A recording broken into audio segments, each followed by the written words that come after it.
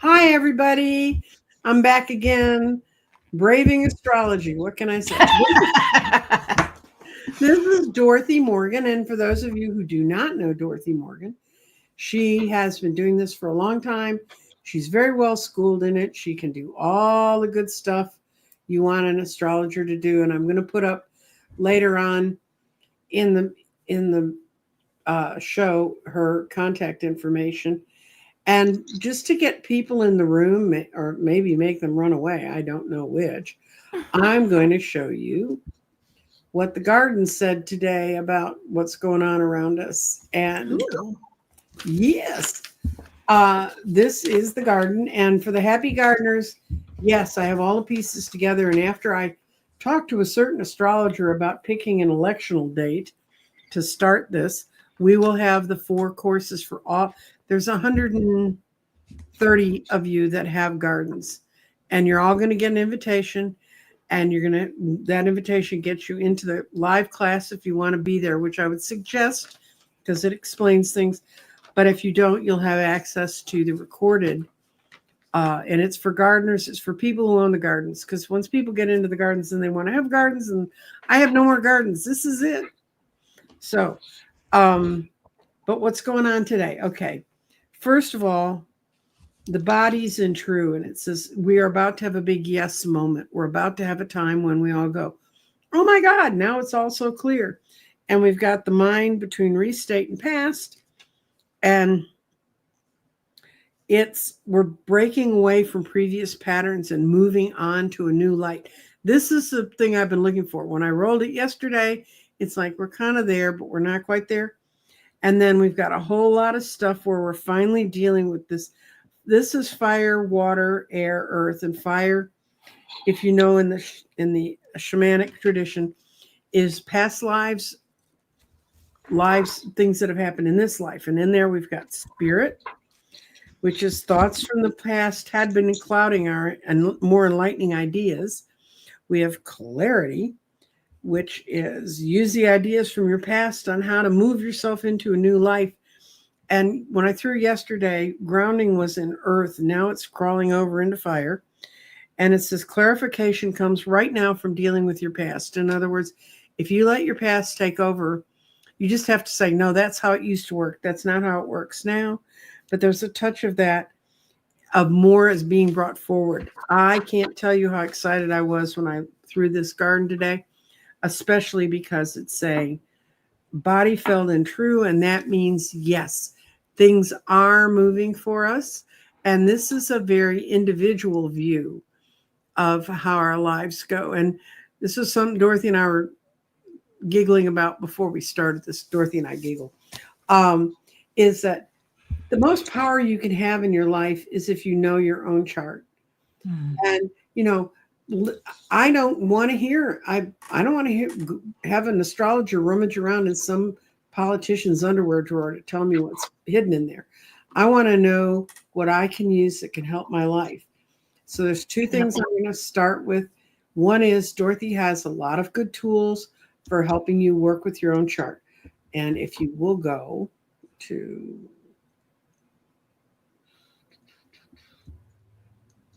where'd you go? Okay. You can email Dorothy and she'll tell you how to get in touch with all the materials she has. But I cannot tell you, that's when astrology made sense to me, when I took an astrology course. And the day that class started was the day that Iran and Iraq went to war in the early 80s. I was going to say early 90s, wasn't it? No, it was early 80s. It was the early 80s. Oh, that's right. Yes, it was. Yep. And how old my kids were. We're going to map today. We're going to look at today, even though I know you've come in with all these other questions. And it was so helpful to have a classic event and when you look at a world event like that, it's called mundane astrology. That's correct. It's mundus, the world. Mundus is where right. And I know that makes no sense with the normal definition of mundane, but the mundane astrology is it's when we look at nations, countries, the world, politicians, things that affect. That's the mundane astrology. I watch it. It's not interesting to me. And the reason it's not interesting to me, it's a valuable tool.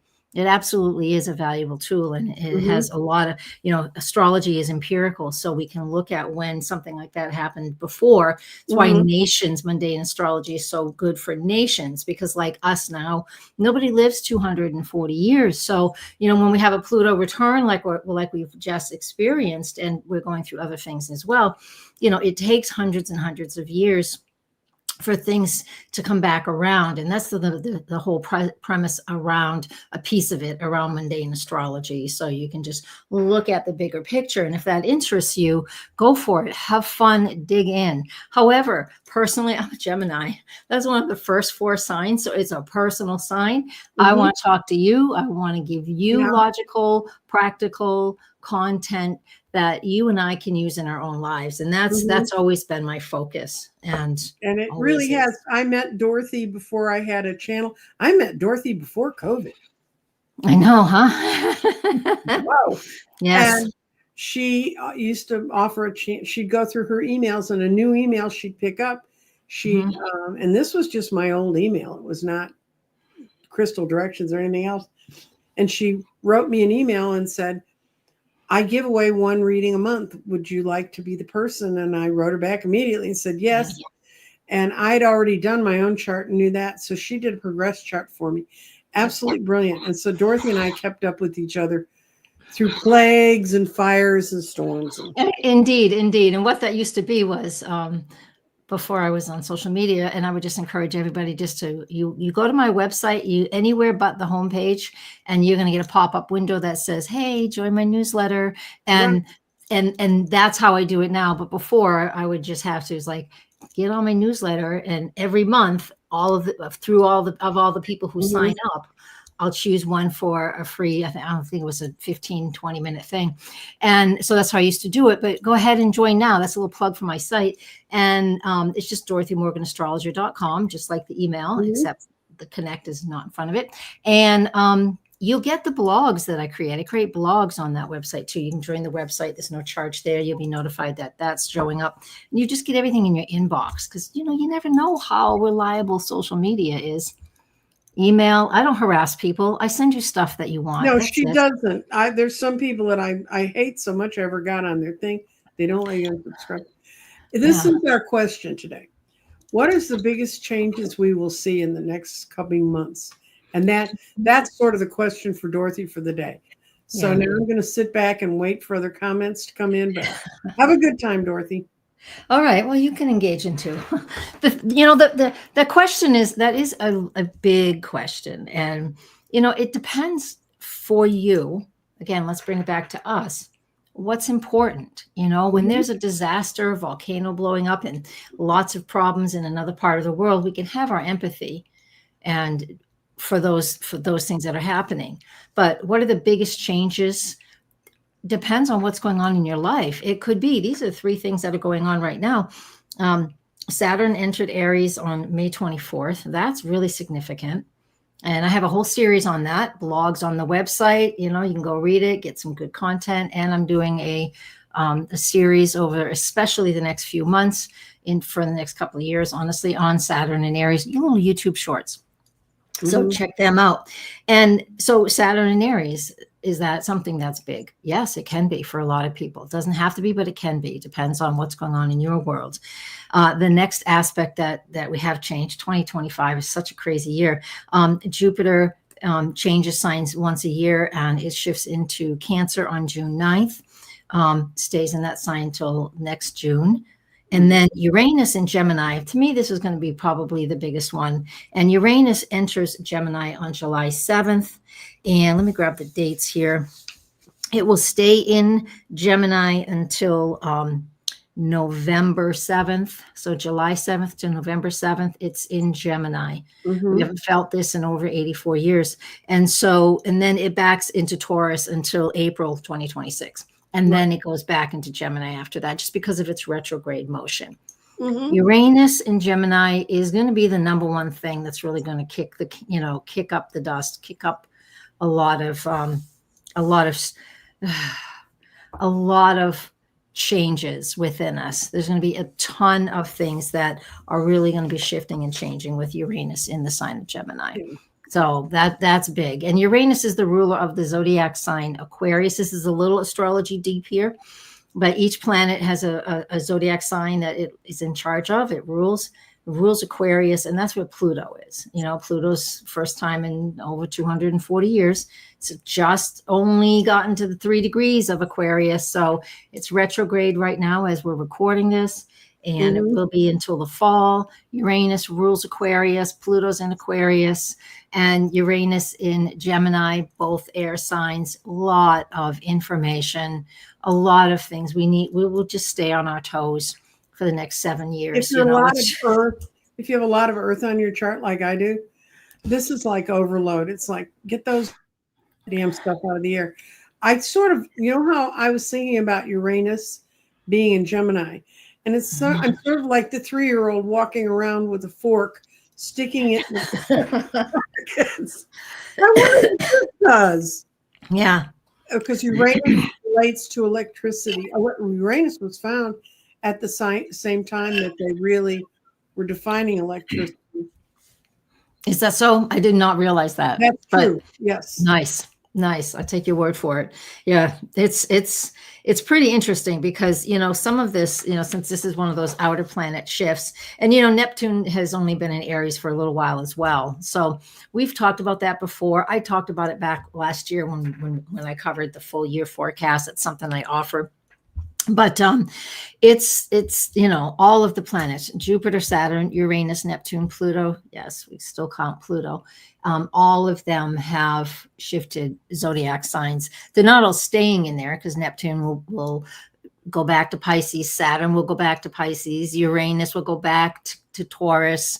Jupiter stays in Cancer. So we have all of these things. So we can see it. Again, look at the global view. How so many things are just upheaval. Look at how people are just moving from one type of energy to another. And you can see from light to dark or dark to light, whatever it is. All of these things are what's going on when we have so many planets, especially the outers, shifting gears. You understand astrology so well. Aries is like New Year's on the astrologic chart. It's the first house on the chart. It's the beginning. So when you see a whole lot of stuff moving into the beginning, that means we're moving out of whatever the year before was, just like you celebrate or don't celebrate New Year's Eve. I had an older brother who hated New Year's. He didn't know it was changing. I hated to tell him it was going to continue to happen. But hey, that thread at the bottom of the screen here is not correct because it's Dorothy Morgan, astrologer.com. Okay, well, it will get changed immediately. Just letting you all know. And let's tap into that Aries energy because Saturn's there. And Saturn in Aries, Saturn is about leadership, right? And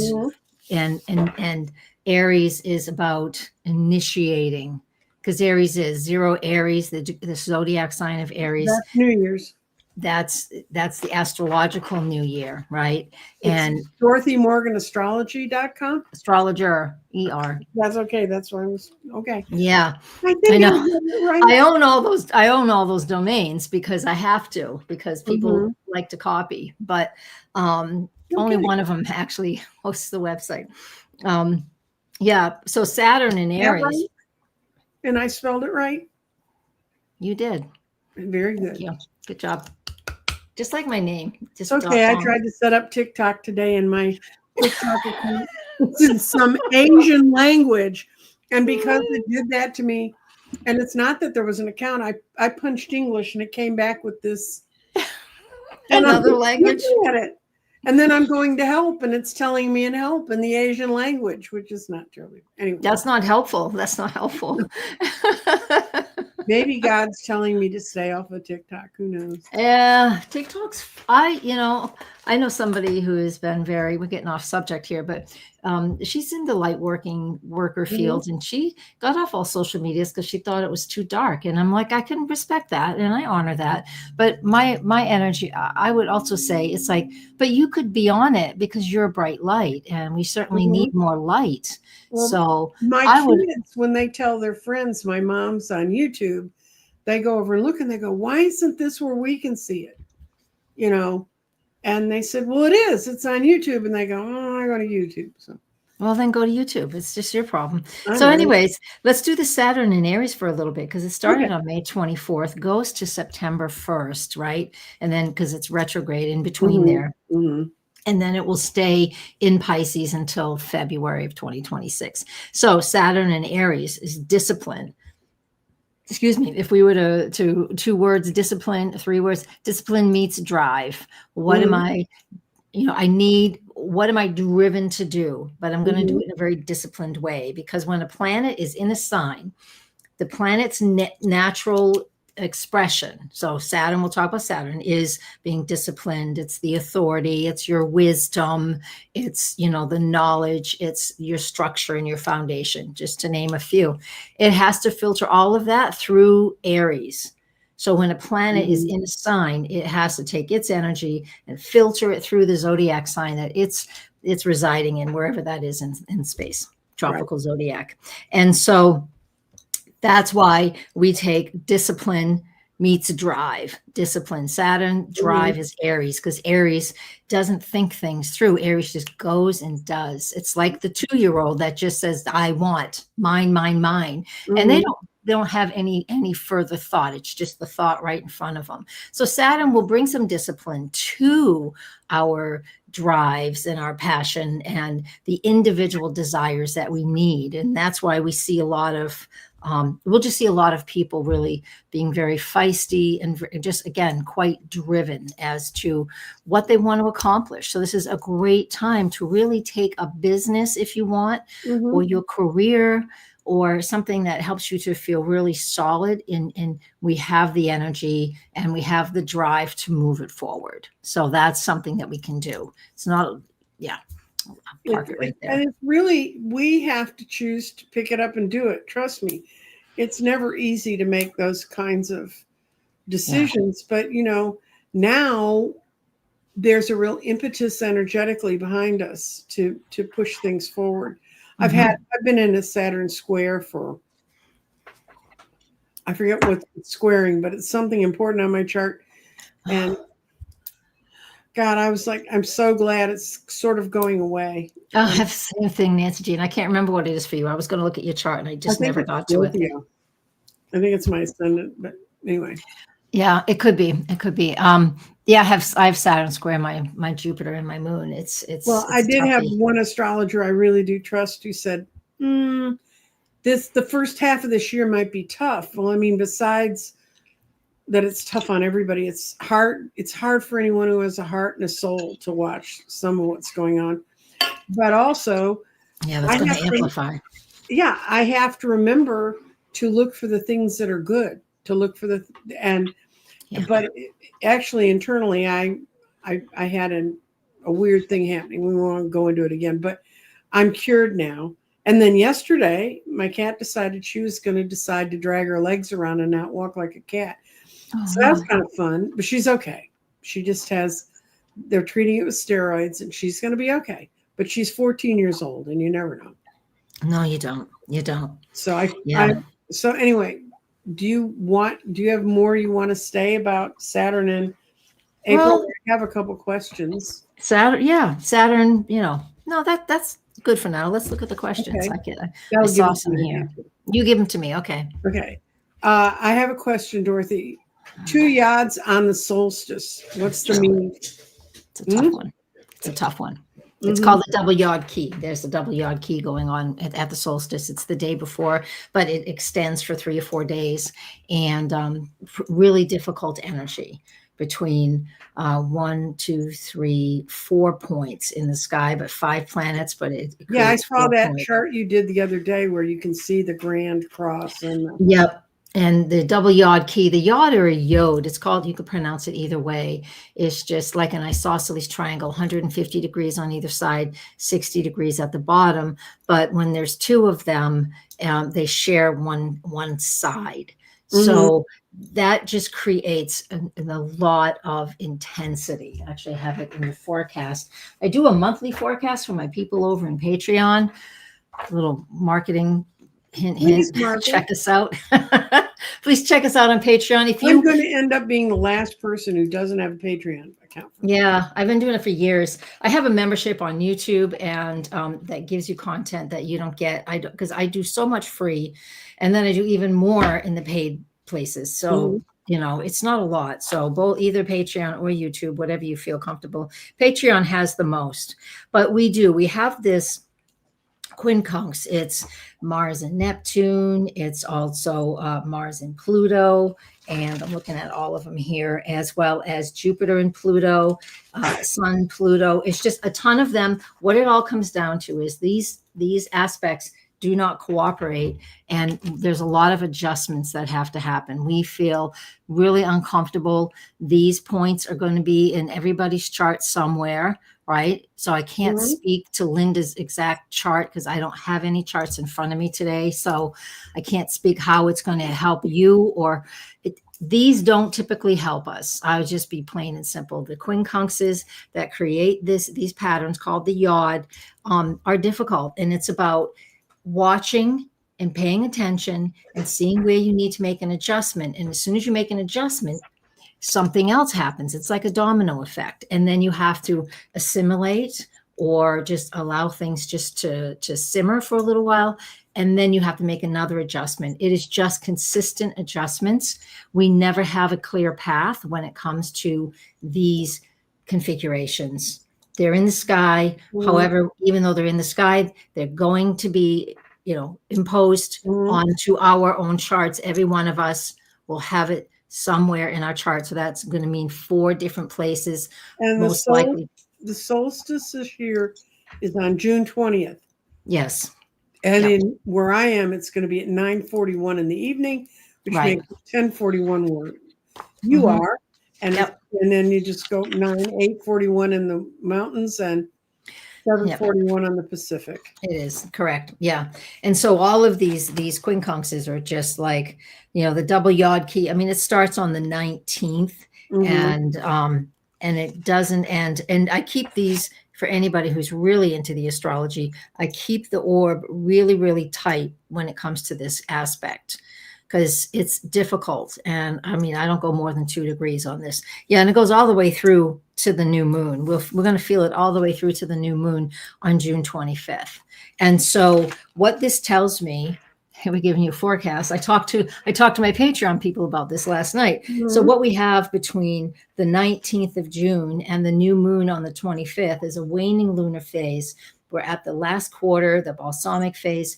When we come up against trouble, like these yods are producing, we are releasing a lot. We are not initiating anything new. This is constant letting go. Pressure cooker. When you go up and your Instapot's done and you hit that little thing, but you have to move real fast and get your finger out of the way.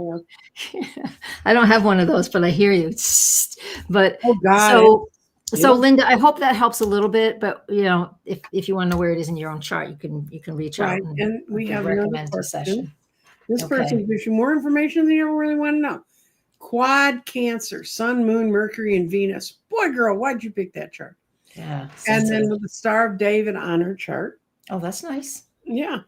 And she's been feeling very moody lately. Welcome to the club. Oh my God. Wait till Jupiter gets into Cancer. You're going to have it even more. Jupiter will accentuate everything. So let's talk about Jupiter, and then we'll get a little more personal here. Jupiter enters Cancer on June 9th and will stay in that sign till June 30th of 2026. So just over a year. It's usually just under 13 months. Jupiter's exalted in the sign of Cancer, meaning it likes that sign. It feels it's not its home sign of Sag, but it's its second favorite place. And that exaltation means that it works really well. But Jupiter can expand everything and accentuates everything that it connects. I've just lived with it through Gemini for the year, and it was not overly pleasant because of some other configurations I have in my chart. So you have to remember that too. I don't know what else is connecting with any of these 4 planets in your chart. So back to Jupiter and Cancer for everybody, it accentuates our intuition, our inner growth, how sensitive we are. It's cardinal water. So how sensitive are we? Brings all of that up. Old family patterns brings that to the front. Jupiter will not let anything stay hidden. This is amazing because the United States is a Cancer too. So we're going to have this this Jupiter conjunct our sun as a nation. And so we'll see this too. Things get accentuated, whether good, bad, or ugly, it doesn't matter. It can bring a lot of money and a lot of love and a lot of joy, but it can also bring you a really thick waist because you ate too much. You know what I'm saying? Because you had so much. It does not discriminate against, is it good or bad? It just gives you more of being sensitive, being intuitive, focus on what your family dynamics are. I am not thrilled with this at all. It's okay. Family stuff is beautiful for some people. And when you hear me talk about Jupiter and Cancer, I get a little visceral down. What do I need to get ready for now? Because it stirs things up. And intuition just gets louder and louder and louder. And we're going to have to work on, as a collective, we'll have to work on finding that balance between home and home, family, and our career. Maybe we're spending too much time at home. Maybe we're spending too much time at work. It doesn't matter. We're going to have to find some balance there. And I think people are finding their families because they were sort of given a gene pool that they swam out of. I love how you say that.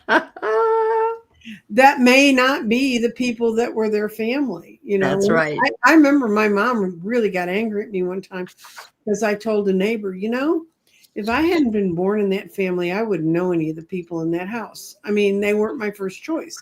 Yeah. And obviously they were, if you believe in astrology and that you pick. It is. Yeah. We planned every single step of this, the whole step, all the way. Don't feel guilty. Just say, I planned it because I knew I had better ways to deal with it. Or they are teaching us lessons. It's the hard lessons. It's hard to say that to some people who have a lot of trauma. I mean, real, honest, trauma's trauma. We don't have to elucidate on trauma. Right. Trauma is trauma. We have real trauma. A lot of people have real trauma through family, through childhood, through whatever.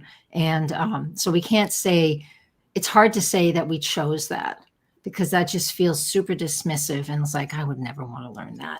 Debbie just opened up her own channel. She said, I'm not sure I want to learn any more about people. That's your first reaction. True. You just learn more about yourself. Learn more about yourself, Debbie. It's what it really comes down to. So yeah, it's good.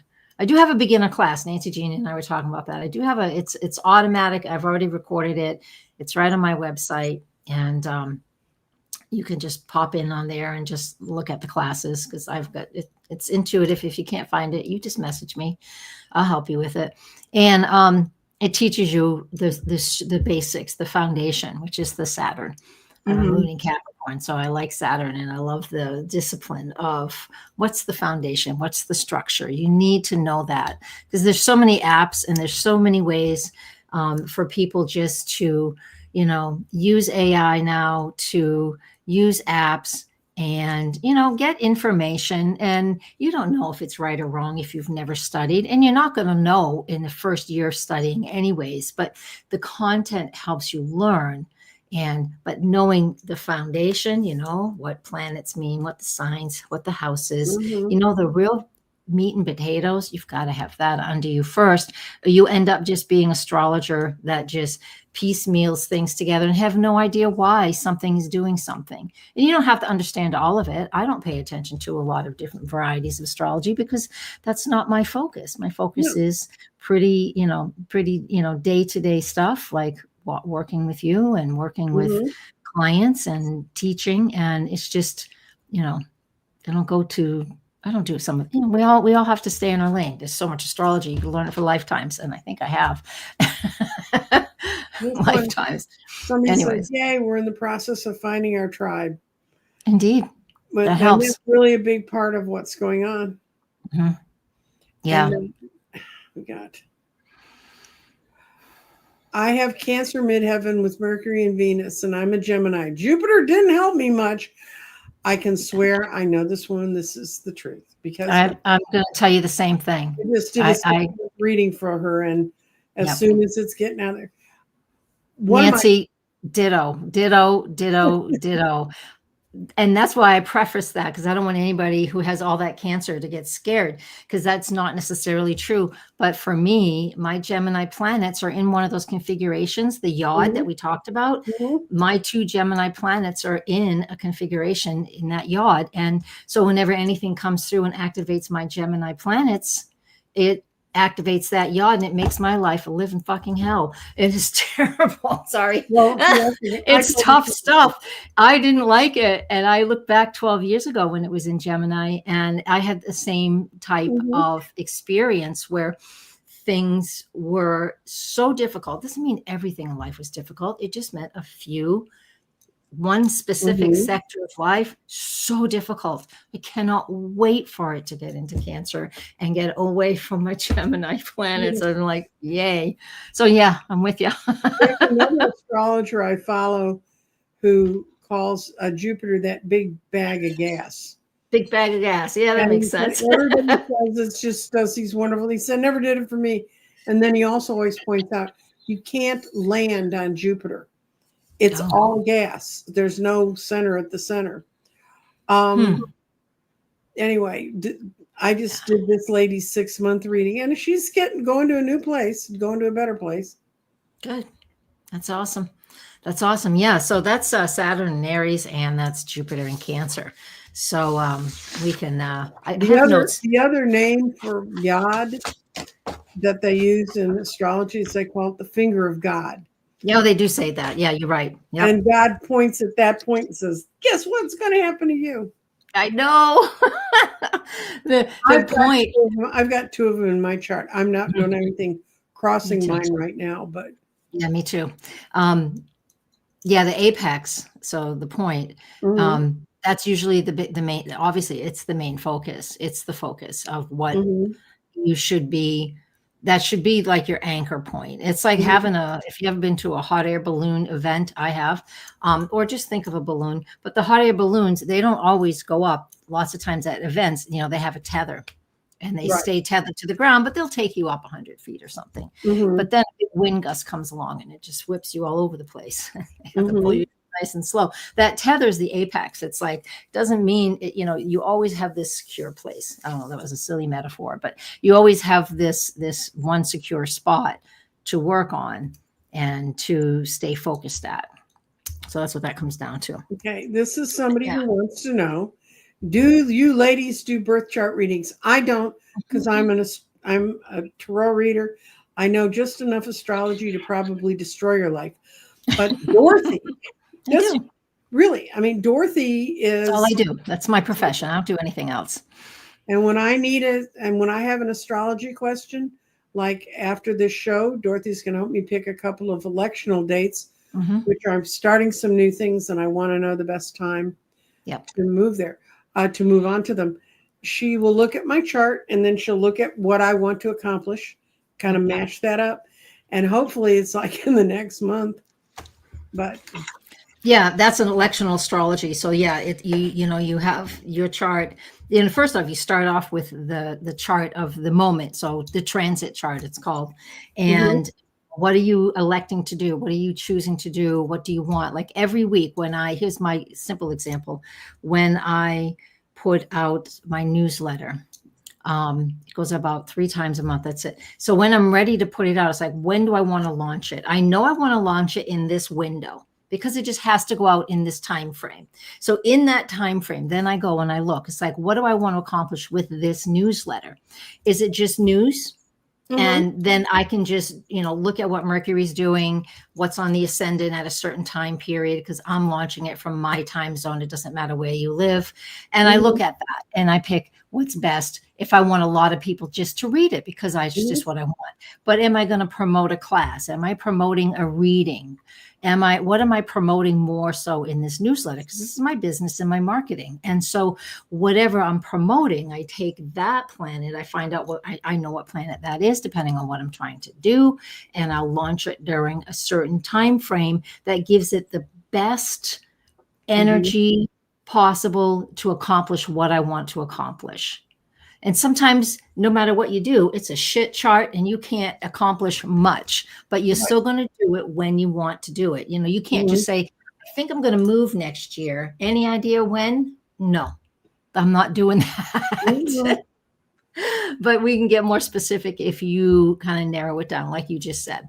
So yeah, and a lot of times when you're the age I am, doing a progress chart's not a bad idea because I've got 75 years worth of time ticking away against.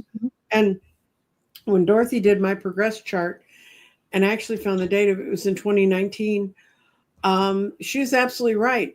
And Dorothy was seeing the same thing in my chart that I kept seeing when I was reading people at table. I'd see the first 3 months were kind of there, and then it's like everybody's falling off the cliff, and I'm like, what the hell's going on?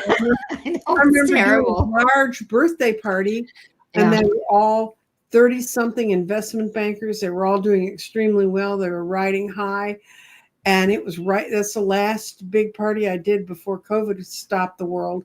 My world stopped 2 weeks later. Everybody else kind of waited another month.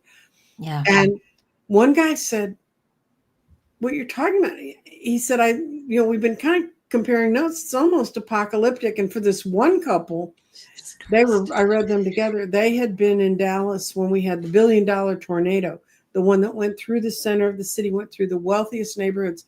It took their house. I knew exactly where their house was. And they had just gotten the house rebuilt, and they were trying to decide about moving back in.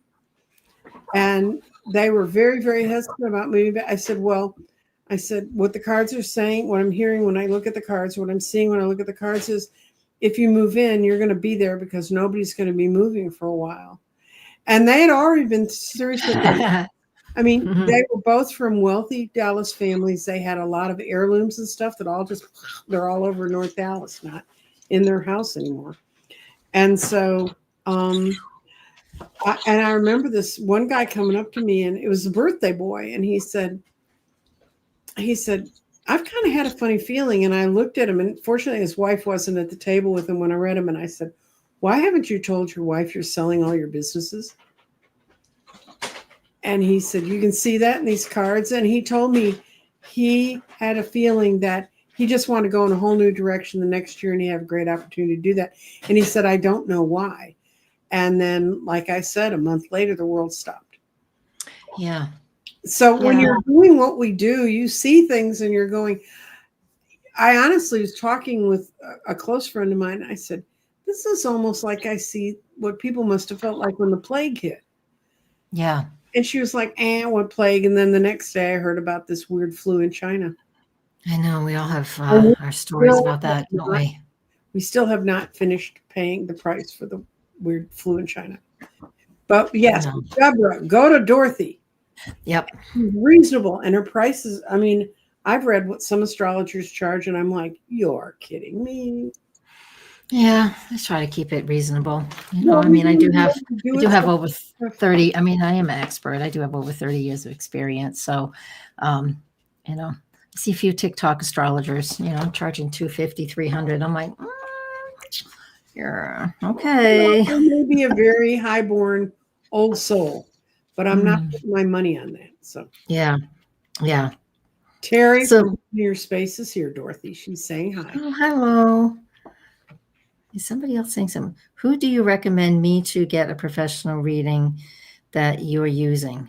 That's Deborah. Okay. Yeah, all right. Oh, that next one is that right after that. Yeah. It's go to Dorothy. Do not come to me. The closest I come to working with astrology like that is I have a deck of cards that's based on astrology. It's got the 12 signs and the 12 houses.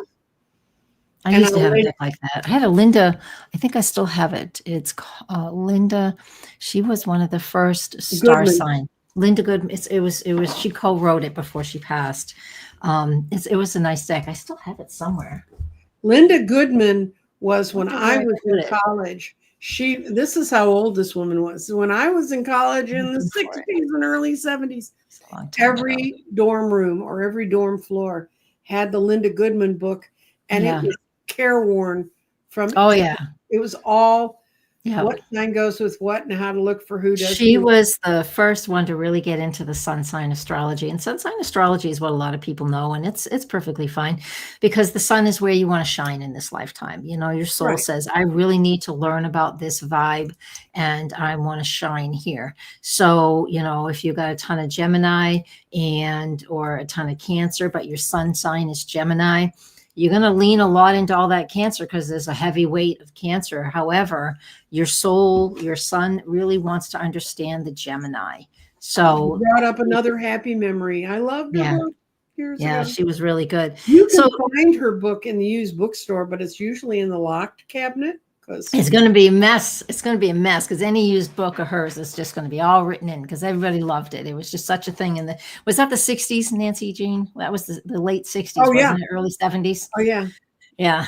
I was a little kid then. But let's Yeah, talk about I'm older Uranus than in everybody. Gemini. I'm older than You Dorothy. are a little bit. It's okay.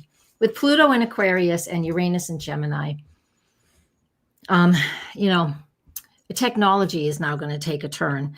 We're not sure what it looks like. We have some ideas. If you're paying attention to AI, using AI, I'm going to speak on that just a sec. But that Uranus in Gemini, once it gets there July 7th, let me grab the dates. That's why I have notes, people. I can't remember all the dates in my head. Here, it's usually in there for 7 years, but when it first pokes in, it always retrogrades and goes back. So from July 7 to November 7, 2025, it's in Gemini. And then November 7 to April 26 in 2026, it will be back in Taurus. And then after that, it stays in Gemini for the next almost 7 years, 6.5 years. So Uranus is electricity. Uranus, the sign of Aquarius, is astrology. Uranus is the technology. In Gemini is information. This is the epitome of AI. When Pluto entered Aquarius, another air sign, Gemini air sign. When Pluto entered Aquarius back last year, that's when like ChatGPT came public, really big and public. Really blew. There was always a soft launch, but it really became huge and big when Pluto first entered Aquarius. And excuse me, please. And then, so now it's there. And we're talking about Pluto and Aquarius because Uranus is the ruler of that, and it's now changing signs into another information sign. So it's going to be tech, media, any of these things is it's just going to explode. And I know one thing, just a little touch on politics. Part of that's in that bill that is in the Senate now is that they have they're trying to pass this. I don't think this part will go through. They're putting a stop that states cannot put any restrictions on AI for 10 years. And that one's getting a big, heavy pushback because the states, we should have that jurisdiction where we can, whatever, it needs to be managed and it needs to be under control. And for that's part of what this current bill going through is trying. One of the many things it's trying to do. We'll just keep it to that subject right now because that's just not wrong. That's wrong. You really should not. It's going to hinder all of the states from putting in the regulations each one of the states feel is necessary. That it feels it needs. Uranus and Geminis. Now I'm scared. Nancy Castellino. When Uranus moved into Taurus, that's when I dyed my hair purple. Yeah. Yeah. Earthy signs are different than the air signs. And we can be nervous if we want, and that's fine. Well, you're an air sign. You're going to be nervous. You're going to be nervous. You're going to be nervous about it. And so what I think is important is, for these first few months, while it's in Gemini, while we're getting that flair for it, that flavor of it, until November 7, I think that there will be a lot of debate around that subject. The technology, it's just, it should on the front lines, right? And then, our personal information being scoffed up. By Palantir, yeah. Right. All of that is what's going to be happening right now. So between now and November, when as soon as Uranus retrogrades, that's going to slow down and it's going to put the brakes on this stuff. So the retrograde, when does it start? The retrograde starts I'll freaking remember. I wrote it down, but now I can't find my own notes. The retrograde of Uranus starts in, looks like it's September. Yeah, it looks like right It's in around September. early Yeah. September, September 5th or something like that. Mhm. And when it does start its retrograde and then goes back into Taurus, so set September, October, November back into Taurus, we get to put some reins on it there. I feel that's good. Whew, I'm glad. Uranus is not going to get full throttle in Gemini for very long until it retrogrades and then goes back into Taurus. So we'll be able to catch up with it, because even when these bills pass, however, whenever, that early September when Uranus retrogrades, that will slow it down. So I don't think, that's just my own personal opinion. Technology has been going like crazy anyways. AI like nuts. You guys, in AI, I threw my chart into AI because somebody else told me that they did it. I put my chart into the AI. It was wrong. It was wrong. It couldn't read the chart. It read some things correct, but it did not read. It was like more than 60% wrong.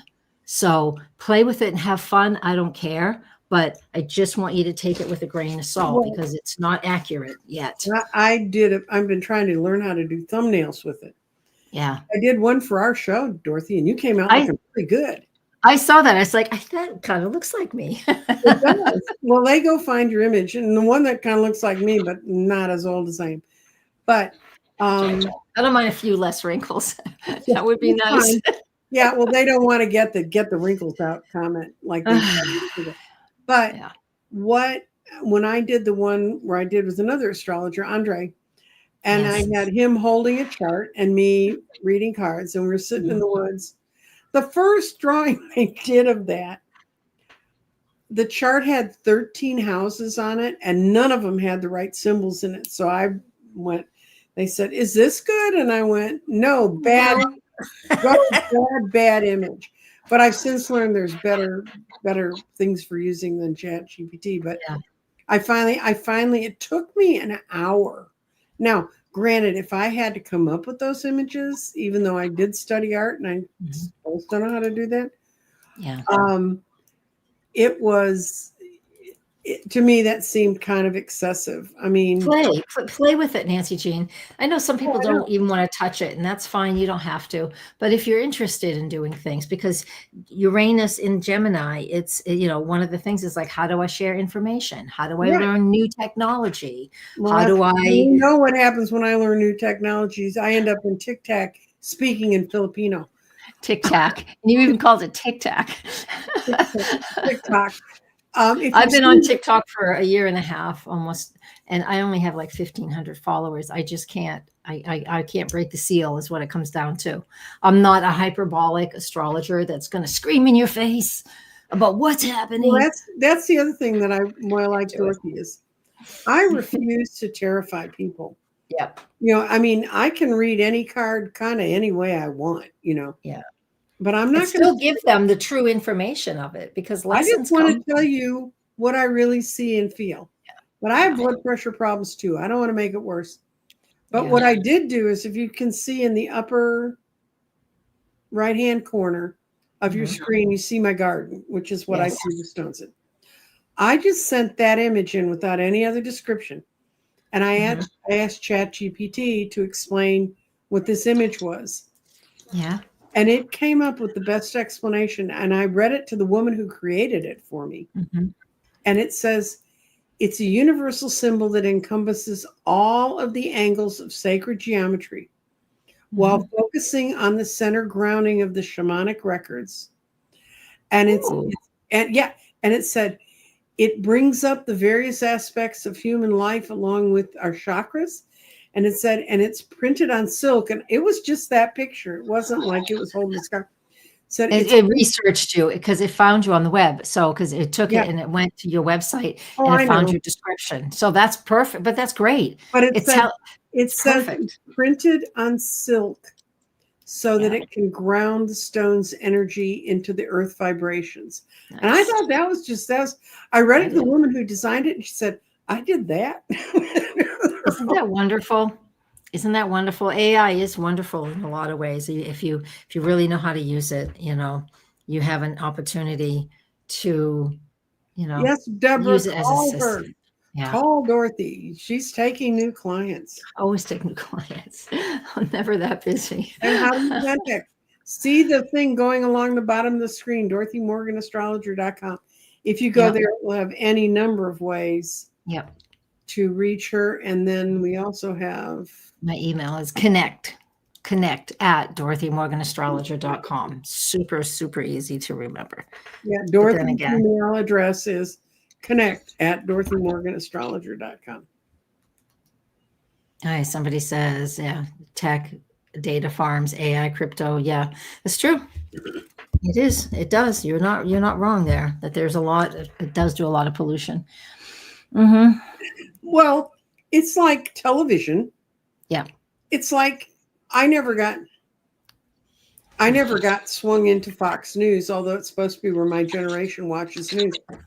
And me too. I'm considered a boomer, and I'm like, no, I don't even have TV. And I used to work in broadcasting, and they, you know how when Fox was really going nuts, and there's always that little red alert light on the bottom of the screen.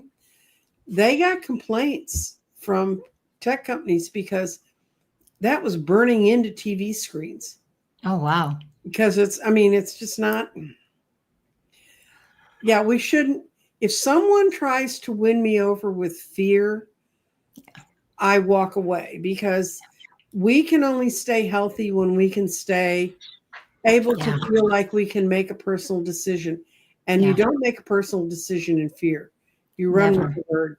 No, your cortisol, your nervous system it just gets fried, and it takes a while to get it. And if you're trying to lose weight, I can tell you, not going to help. Fear is the worst. And I could send you any number of health things where they can check the cortisol in your blood, and the second you get wired and up, your weight loss stops.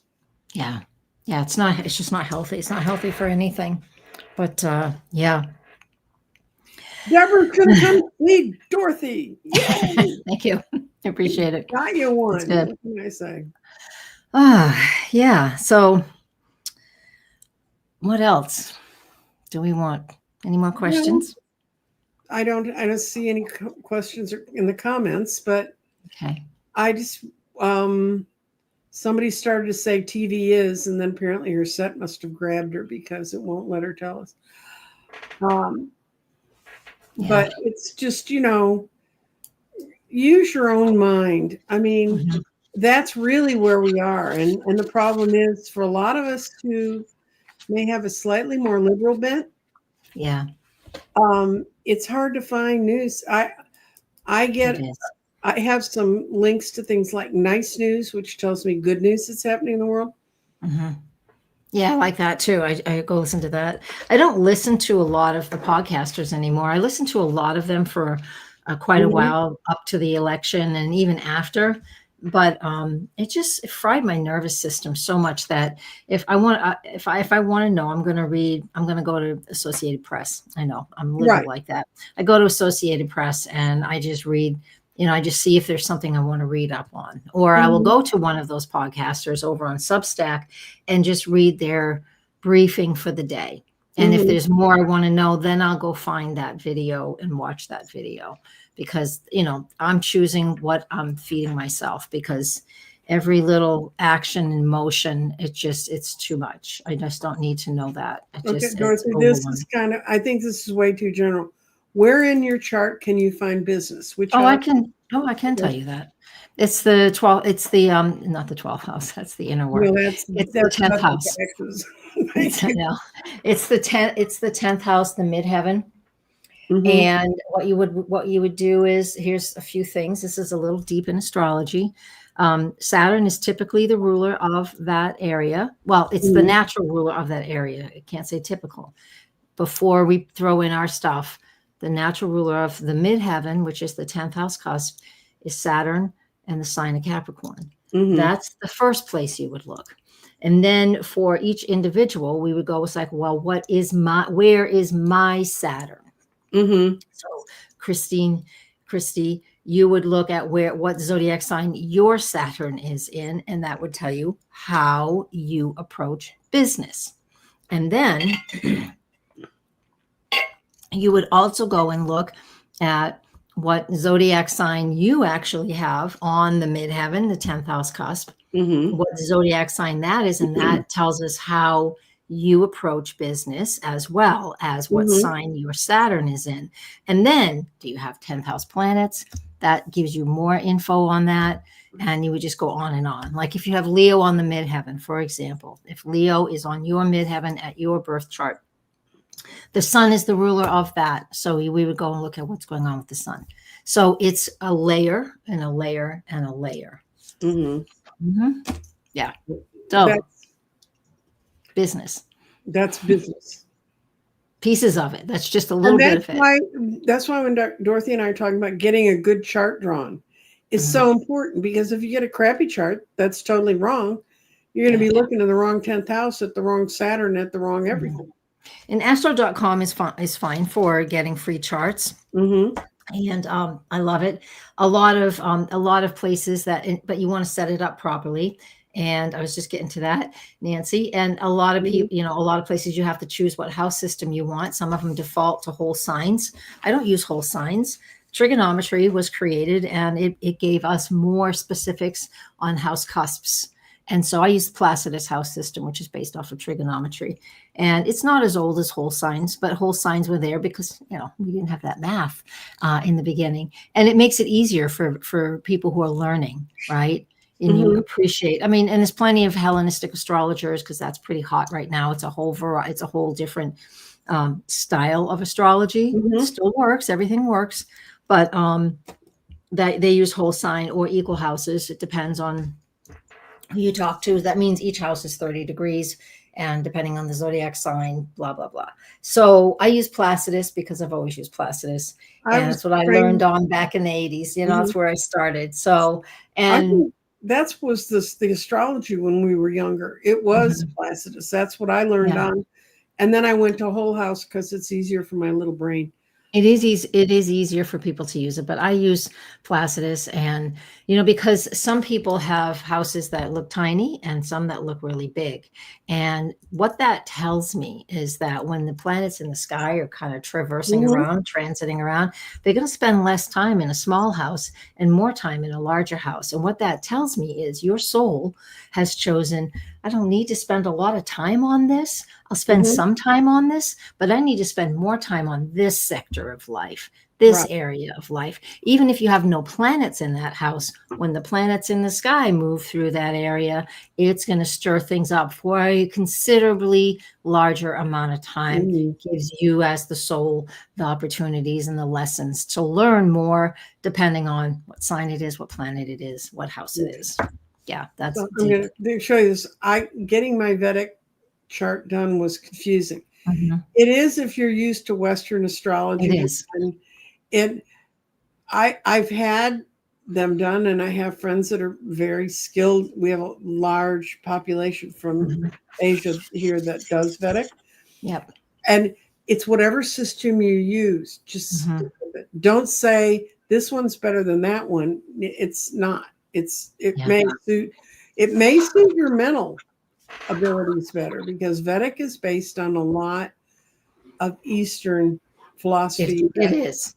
And they use a lot of gemstones and to help you either dissipate negative energy or to bring, positive energy, because it comes from, it's huge in India, right? We have a large. It's huge. And everybody knows their chart, because it's just something you experience from childhood. Most people understand their charts. I guess I'm just generalizing it, but a lot of people do, more so than here in the West. And it is a different system and it doesn't resonate with me, but I know plenty of people that do use the Vedic system, and it doesn't resonate with them. And some people it does. And I know a couple of astrologers, I know of them, we're not personal friends, that do both. And depending on who they're talking to and what they feel, they will use one or the other. And good for them. They're professionals. They're the academic astrologers. I wouldn't consider myself quite that because I teach what I know, but I don't teach. I just teach one type of system, which is the Placid system, tropical zodiac, etc. how to read your natal, how to read it. And one of the best things, let me tell you, one of the best things that even if you've studied your chart enough, or that isn't always interesting enough for you, if you got a grandbaby or a child you want to know more about, oh my God, charts are fabulous because they're just pure. The charts are pure. They haven't been influenced or destroyed by heartbreak until they're teenagers. You know what I mean? No, I know. Because I drew my kids' charts when they were little. They were such cute little children at the time. But it gives you insight as a parent or a grandparent. It gives you the insight that you need to support that child in the way that they will learn, the way they will express their emotions. It's one of my options on my website, doing the child forecast. It's also the inner child forecast, because as an adult, you can look at the forecast for the baby, for you as a baby, and you can read it as you're talking to your inner child. Wow, is it therapeutic? It's the only written report that I create, computer generated report, because I know the person who wrote it, and it's just phenomenal. But I wouldn't encourage anybody who has a newborn to get it yet. You want to wait just a couple months. You want to get out of that newborn exhaustion stage before you start reading. Yeah. God blessed me. God knew that I was not good tempered when I didn't sleep. My first two kids slept through the night from the day I brought them home from the hospital. Thank God, huh? Yeah, I wasn't good at that either. Everybody's like, that can't be right. But they were 9-13 and 9-3. They were the size of a month-old child. But yeah, the little one, though, made up for it. Little one was 5.5 when I brought her home from the hospital. And she woke up every night for 3 years. Oh, my son had such trouble with his belly, his poor taught her belly. how to get her own bottle. I put it up where she could find it. Yeah. And you hear her shuffle across her crib and then clunk back with the bottle. Yeah, those were the days. We knew what we know now. It would have been easier to raise children, and my poor son wouldn't have suffered so much with gas pains and colic. And, if I'd known what I know now, I would have been able to figure out how to burp him and move him and get that gas moving. Poor little guy wouldn't have cried so much. But he loves milk now. He couldn't have it then. He's in his 40s. He's an adult. The final thing, if we're almost out of time, final thing is July 13th. Saturn goes retrograde. So that's a day or a couple of weeks on either side of July 13th. We'll feel a little bit of maybe stagnant or frustration, or in a positive note, a major focus. We'll be able to really focus. However, July 18th, Mercury is retrograde in Leo, and it will go all the way back. July 18th, it could be the 17th, depends on where you live. And then it retrogrades all the way to August 11th. I'll do separate videos on that on my own YouTube channel. So go follow Dorothy, and you'll have all the answers we can't give you today. Yeah. But thank you, Dorothy, so much for coming. You're welcome. I want to thank everybody who braved one more trip into astrology with me. Had an astrology week, so I appreciate you, Nancy. Yes, I'm going to be. That's going to stop. Not because I don't like astrology. I'm just running out of astrologers.